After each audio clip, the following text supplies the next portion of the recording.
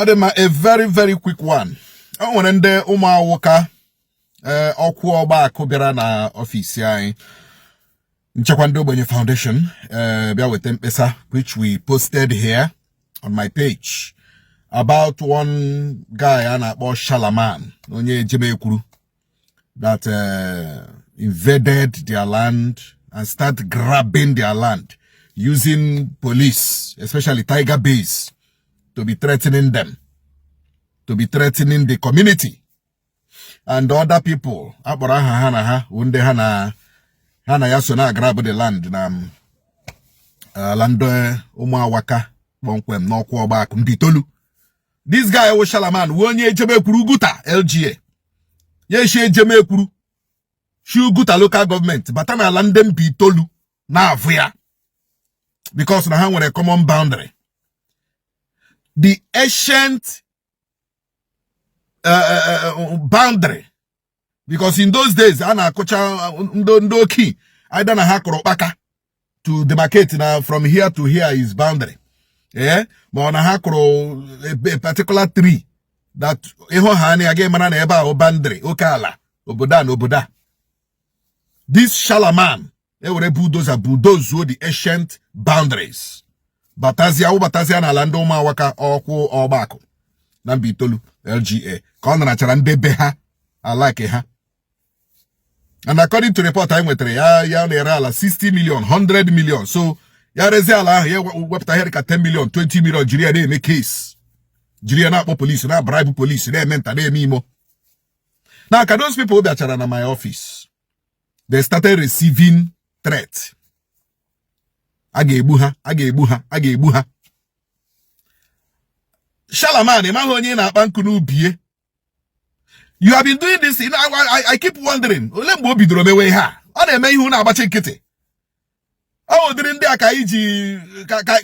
Akaiji gossip on na deep barakibi.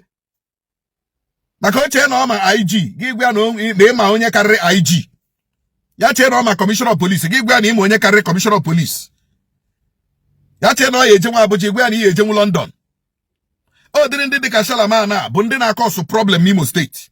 Grabbing land that does not belong to them. Iretala land Jemekuru. Give mo batazia na land obako. Nambi tole another local government. Another local government too. Ana togo joineko. Ana togo jineko. You will Shalaman, you will Shala woman, you will Shala again, whatever Shala you are shalaring in your father's compound.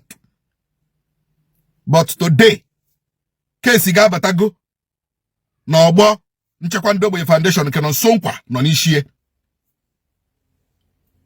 We want to tell you that we have received in earnest the threat.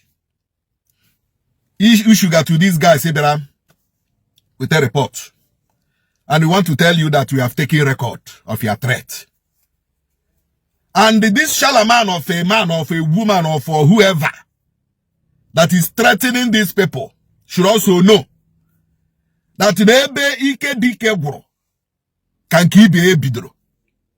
And the obasamru dike namba kamru ibe.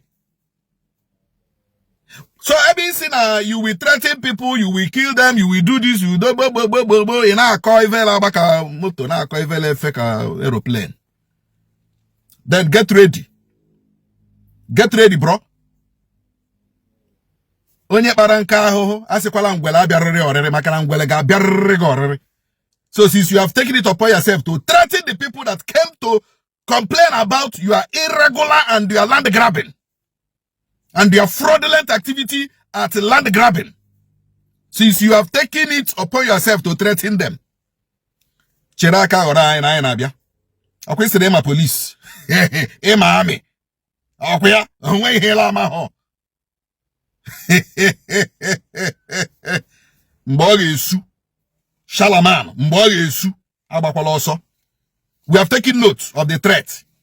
Oko nkiti kogodi any of them obiara here. Oko nkiti kogodi any of them biara no office ya. Then the man is here eating madu monwo mu no ha.